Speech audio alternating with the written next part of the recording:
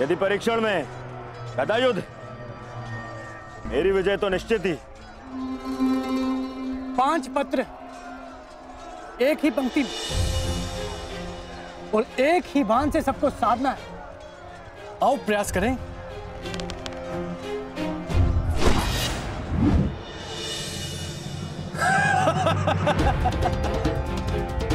तुमसे तो एक भी लक्ष्य नहीं साधा गया प्रयागराज।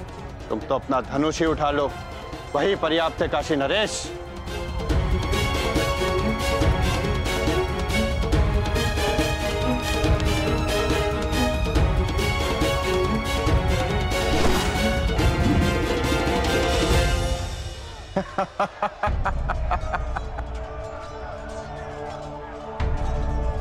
भोजन का समय हो गया है। सभी महानुभाव से निवेदन है कि आतिथ्य लेकर हमें कृतार्थ करें। अब अभ्यास भोजन के पश्चात करेंगे। चलो चलो मित्र। तुम चलो मित्र, मैं कुछ समय में आता।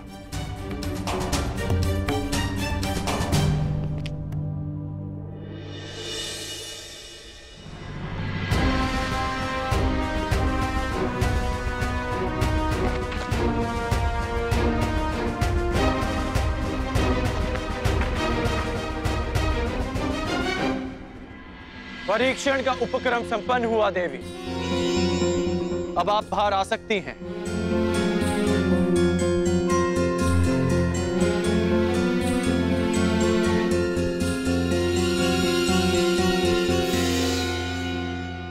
परीक्षण का उपक्रम संपन्न हुआ देवी।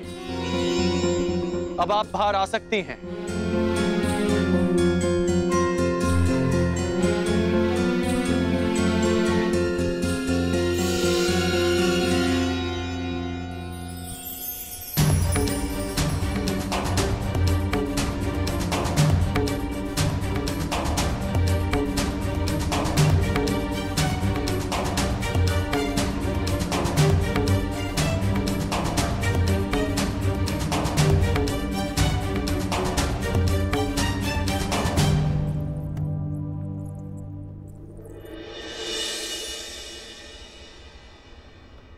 ये राजभवन आप ही का है, फिर इस तरह छिपकर देखने का कोई विशेष कारण याज्ञसेनी?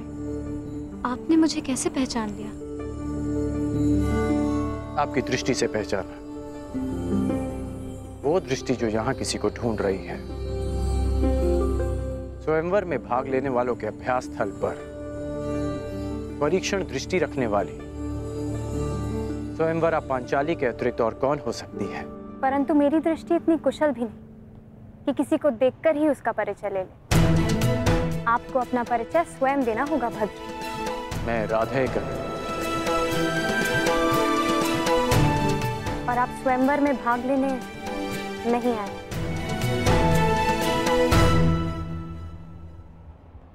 आपको कैसे पता?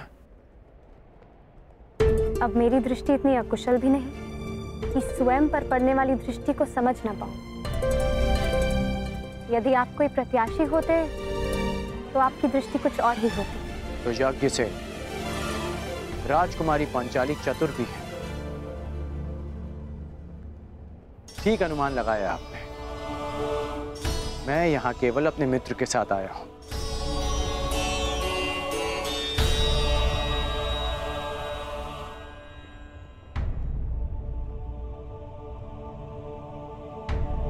और आपके मित्र कौन हैं? युवराज दुर्योधन। ये राजसी विधियां और निमंत्रण मेरे लिए नहीं है और ना ही मेरी इनमें रुचि है। मैं राजपुत्र नहीं, भुगत ग्राम का सूत पुत्र हूं। मनुष्य का जन्म महत्वपूर्ण नहीं, यदि कुछ महत्वपूर्ण है तो उसके कर्म। कर्म शब्दों से अधिक श्रेष्ठ माध्यम है मनुष्य और उसकी योग्यता के परिचय का। यदि आपकी सोच ऐसी है तो आपका होने वाला वर योग्य होने के साथ साथ बहुत भाग्यशाली होगा।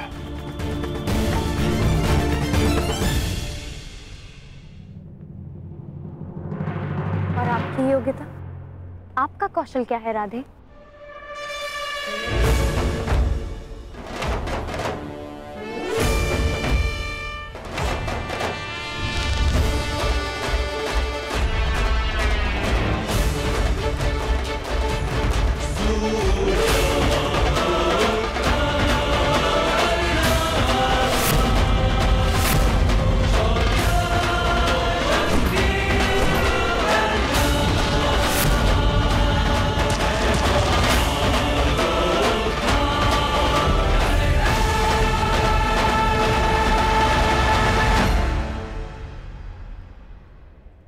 अभी आप ही ने कहा था कि कौशल के परिचय के लिए कर्म शब्दों से अधिक श्रेष्ठ माध्यम है।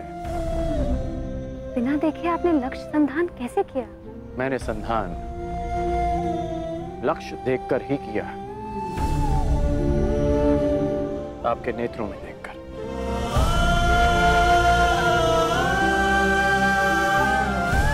प्रणिपात राजकुमारी।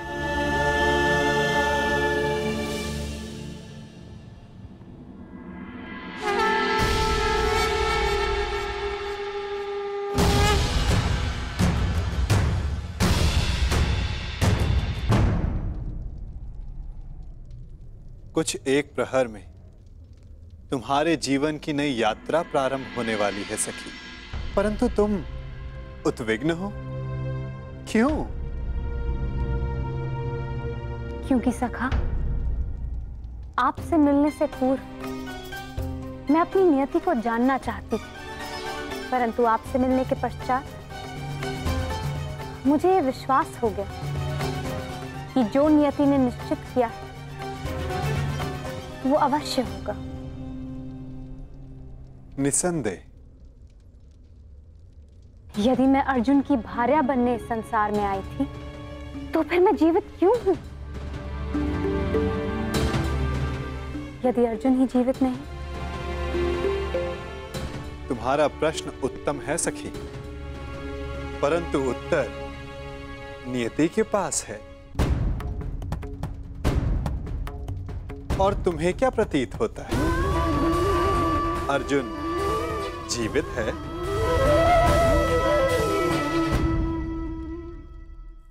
तुम्हें क्या प्रतीत होता है? अर्जुन जीवित है?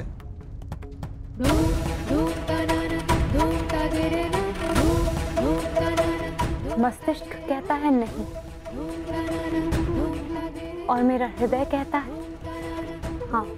कुछ अजीब सा है मेरे भीतर, एक अज्ञात आभास जो कह रहा है कि मैं अर्जुन से अवश्य मिलूंगी। कभी कभी अज्ञात ज्ञात से अधिक शक्तिशाली होता है पांचाली। कदाचित जो हमें अज्ञात हो, नियति को वो ज्ञात हो, परंतु कभी कभी ज्ञात अज्ञात से अधिक महत्वपूर्ण होता है हमारा चयन। जैसे इस स्वयंवर में महत्वपूर्ण है तुम्हारा चयन। वाह वासुदेव, आपने मेरे स्वयंवर की शर्त रखी जिसे पूर्ण आकार देने वाला मेरा वर होगा, तो मेरा चयन तो स्वतः समाप्त हो गया ना? नहीं सके, जो शर्त पूरी करेगा उसका वर्ण तुम कर सकती हो, परंतु ये तुम्हारा अधिकार है कि किस वर को तुम नहीं चुनती हो।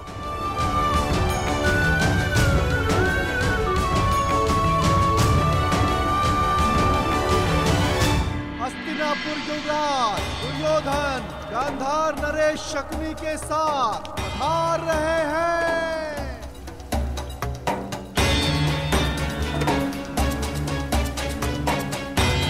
अब प्रवेश कर रहे हैं भद्र नरेश शल्य।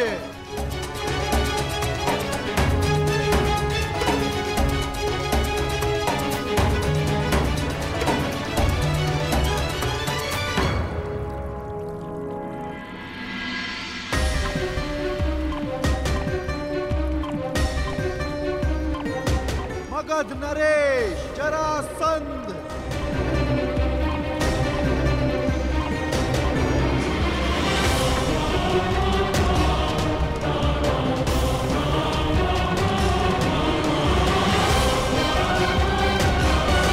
आप यहाँ अतिथि हैं मगध नरेश, इस स्वयंवर के प्रत्याशी, और मैं यहाँ स्वागत करता हूँ।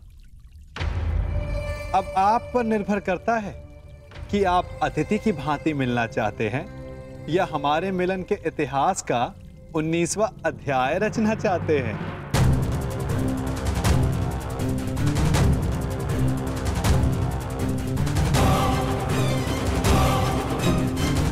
मगध नरेश, स्वागत है आपका।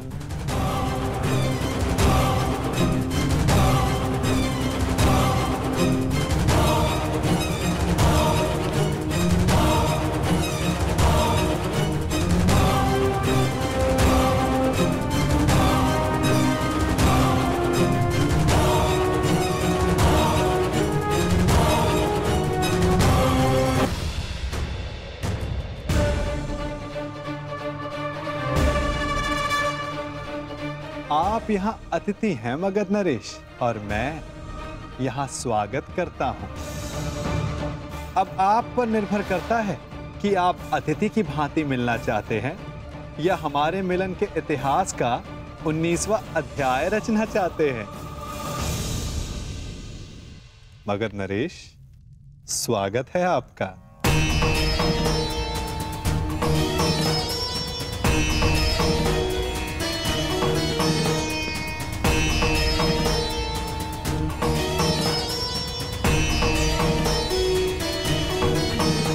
देख रहे हो मेरे होने वाले सम्राट, ये नटखट कैसे चटपट चटपट बोले जा रहा है? परंतु तुम घबराना नहीं, इस मायावी की माया को हरने के लिए ही मैं तुम्हारे साथ आया हूं। हाँ, अब तुम देखते रहो कैसे इस माखनचोर से तुम्हारा मामा उसकी वाणी चुराता है। वासुदेव,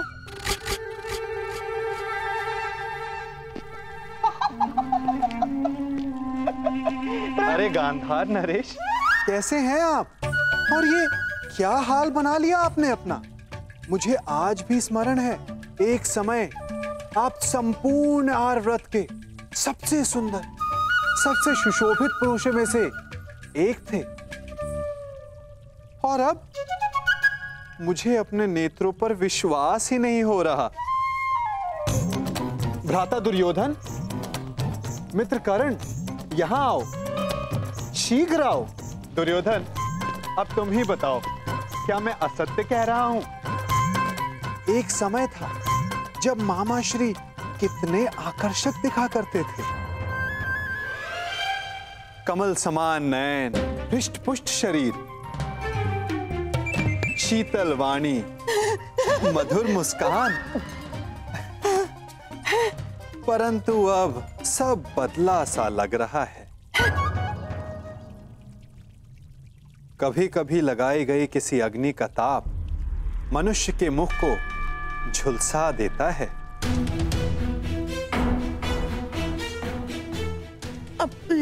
है ना दुर्योधन? क्या मामा श्री को हस्तिनापुर में उचित आहार नहीं मिलता? ये क्या कह रहे हैं वासुदेव? मामा श्री को हस्तिनापुर में सर्वश्रेष्ठ आहार मिलता है। मैं उस आहार की बात नहीं कर रहा हूं जो मुंह से खाया जाता है। मैं तो उस आहार की बात कर रहा हूं जो विचारों को मिलता है, मन को मिलता है, क्योंकि अंततः दिखाई तो वही देता है। अरे, मैं भी क्या बातें लेकर बैठ गया। आइए, आप सबका स्वयंवर में स्वागत है। तुम्हारा भी मित्र कर्ण। वासु, प्रणिपात गांधार नरेश। आइए।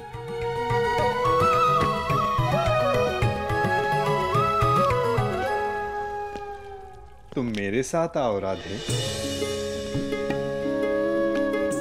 बहुत समय हो गया, सोचा तुमसे पूछ लूं कि सब कुशल मंगल है या नहीं।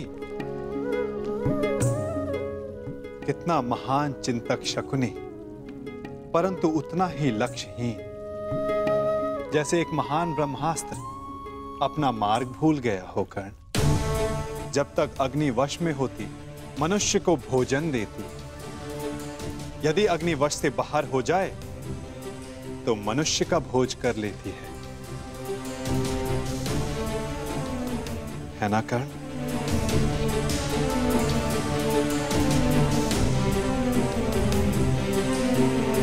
वासुदेव, क्या आप जानते थे कि वारणा व्रत में क्या हुआ? किस विषय में बात कर रहे हो कर्ण? उस भवन के विषय में जो दुर्योधन ने बनवाया, या उस भवन के विषय में जो अग्नि की भेंट चढ़ गया? यदि आप सब जानते थे तो आपने कुछ किया क्यों नहीं वासुदेव? नियति के समक्ष क्या वासुदेव और क्या कर्ण राधे, हम तो केवल प्रयास कर सकते हैं। सफल होना ना होना प्रारब्ध के हाथ में होता है। तुमने भी प्रयास किया ना? हाँ, प्रयास किया, परंतु ये शब्द बड़ा संहारक है मित्र। कहीं ऐसा तो नहीं कि तुम फिर से कोई वचन दे बैठे कर्ण? मैं वचन देता हूं, मैं शोन की सौगंध खाता हूं कि मैं अपने मित्र को अकेला नहीं छोड़ूंगा।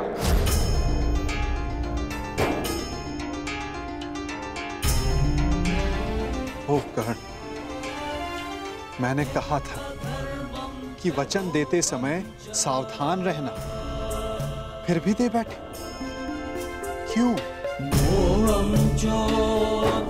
क्योंकि सबके पास वासुदेव जैसा मार्गदर्शक नहीं होता, और कुछ लोगों के पास तो शकुनी जैसे पथभ्रष्टक होते हैं। इसलिए मैंने अपने मित्र का साथ दिया और उसे वचन भी। यदि धनुष मध्य में से कच्चा हो तो धनुधर को घायल कर सकता है। योद्धा का खड़ग शत्रु के आक्रमण को रोक सकता है, परंतु समय के बवंडर को नहीं। कहीं ऐसा ना हो कि तुम एक असफल योद्धा सिद्ध हो जाओ कर्ण। योद्धा का धर्म युद्ध है, फिर वो उस युद्ध में सफल हो या असफल। और आप भूल रहे हैं वासुदेव कि मैंने पंख के स्थान पर पाषाण खंड होना चुना है। और मैंने क्या कहा था कि हमारा चयन ही हमारा भविष्य निर्धारित करता है कर्ण? स्मरण है? आपने मुझे यह स्मरण करवाने के लिए रोका है?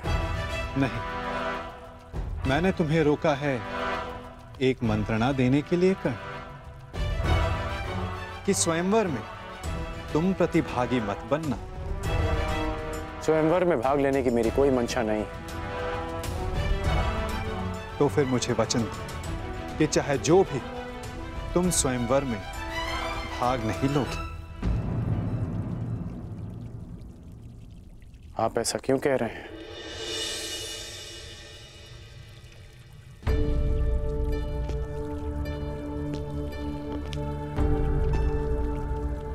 क्या आप नहीं चाहते कि मैं स्वयंवर में भाग लूं?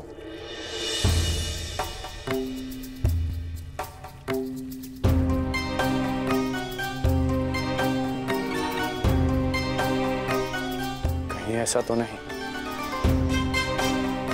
कि स्वयंवर की परीक्षा का संबंध धनुर्विद्या से है? आपके मौन में आपकी सहमति दिख रही है वासुदेव।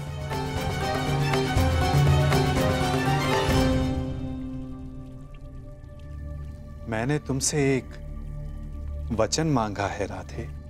आप ही ने मुझे सिखाया है कि बिना सोचे समझे किसी को वचन नहीं देना चाहिए। मैं स्वयंवर में भाग नहीं लूंगा, परंतु तब तक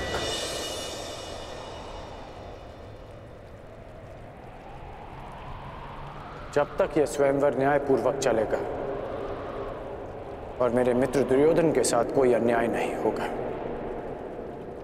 परंतु अन्याय हुआ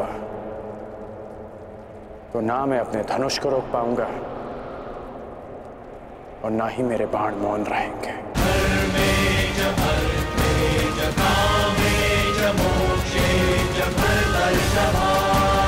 प्रणिपात वासुदेव।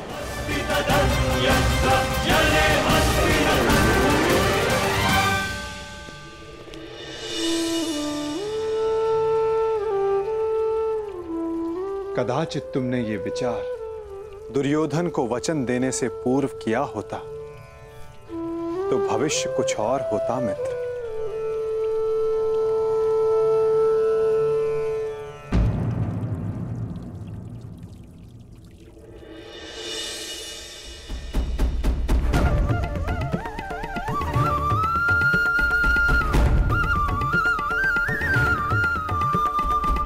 जो पहला ब्राह्मण तुम्हें मिले उसे ये दक्षिणा दे देना और कहना कि पांचाल राजभवन में एक बड़ा उत्सव हो रहा है।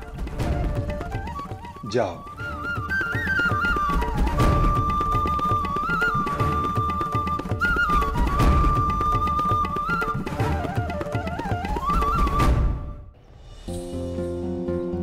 कहां से ढूंढूं ब्राह्मण? ये तो उनके भिक्षाटन का समय भी नहीं है। वो रहे ब्राह्मण।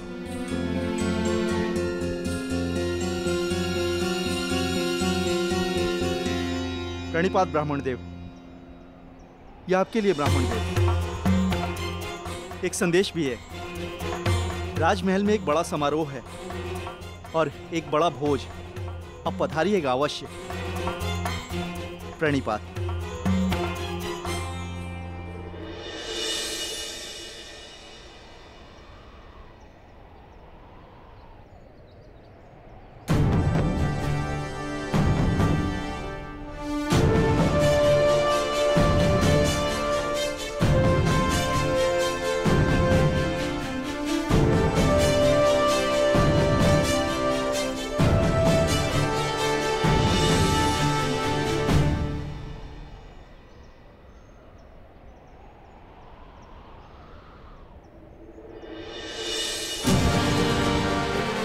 स्वर्ण मुद्रा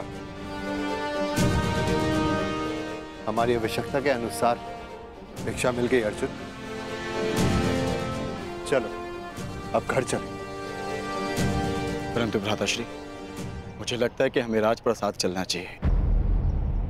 कदाचित कहीं वहां तक कि हमारी आवश्यकता पूर्ण हो जाए।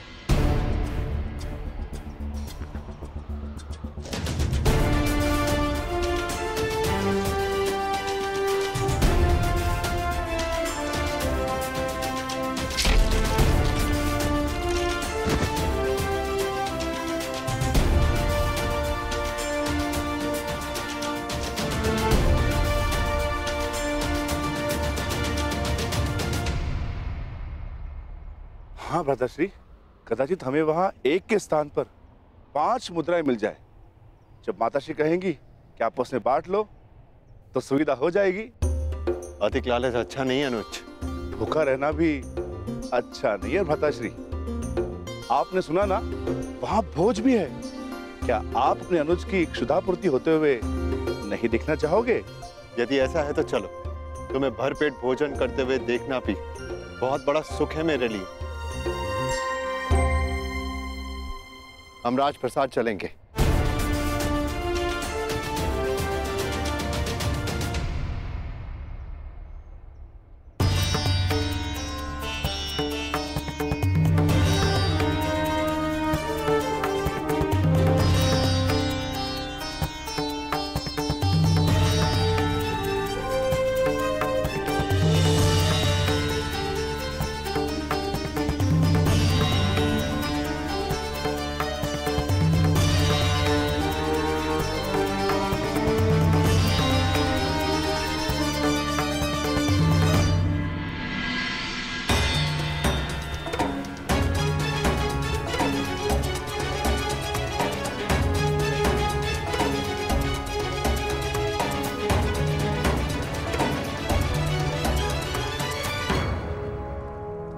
आमंत्रित अतिथियों का पांचाल में हार्दिक स्वागत। आप सभी यहाँ मेरी पुत्री याज्ञसेनी के स्वयंवर में भाग लेने के लिए पधारे।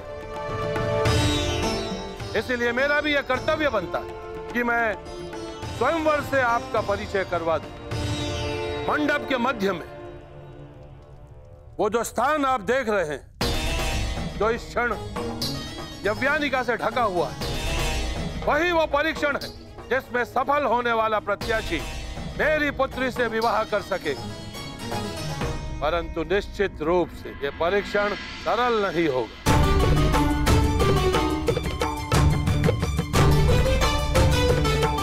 अब अधिक विलंब ना करते हो, मैं उसे बुलाता हूं जो इस स्वयंवर की स्वयंवरा है, जो पंचतत्व अग्नि से जन्मी है, याज्ञसेनी पांचाल की राजकुमारी द्रौपदी।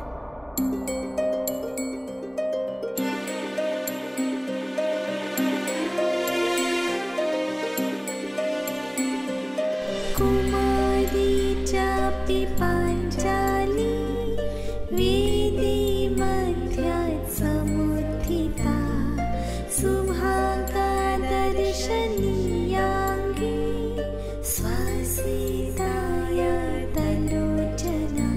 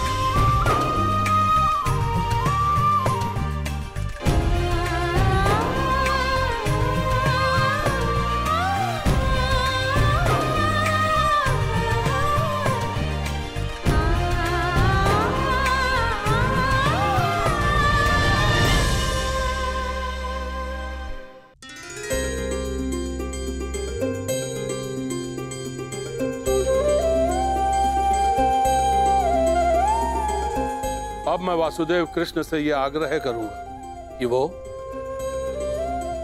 स्वयंवर में होने वाले अद्वितीय परीक्षण का परिचय प्रत्याशियों से करवाएं। आगंतुकों को वासुदेव कृष्ण का प्रणाम। आज होने वाला परीक्षण प्रत्येक योद्धा को स्वयं उसके बल, बुद्धि और कौशल से परिचय करवाएगा। इस परीक्षा में खरा उतरने के लिए प्रतिभागी में विलक्षण गुणों का होना आवश्यक है।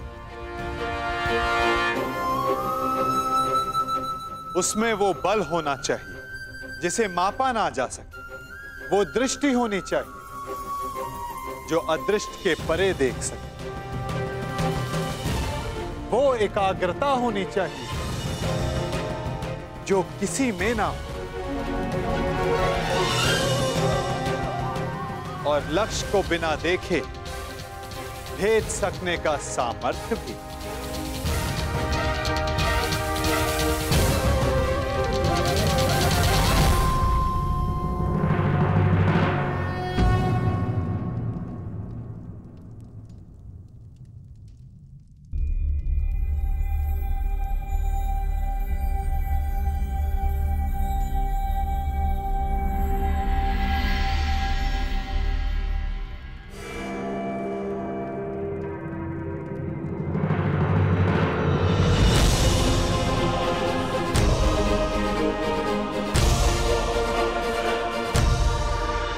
मुझे वचन दो कि चाहे जो भी हो, तुम स्वयंवर में भाग नहीं लोगे।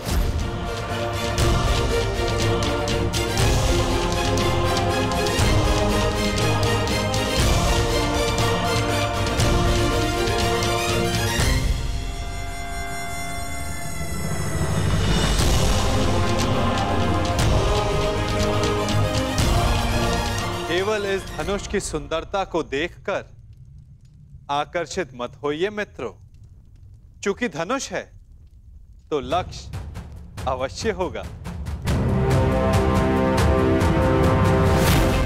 सोचिए, कहां होगा आपका लक्ष्य?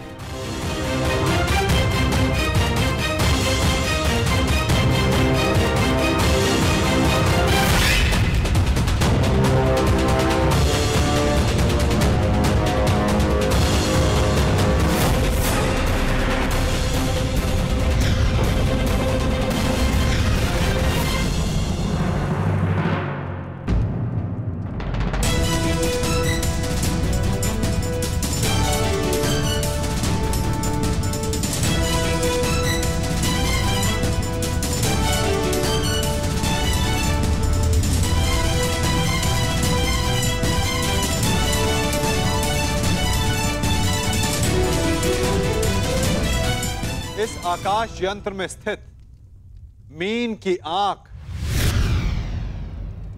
आप सबका लक्ष्य है मित्रों।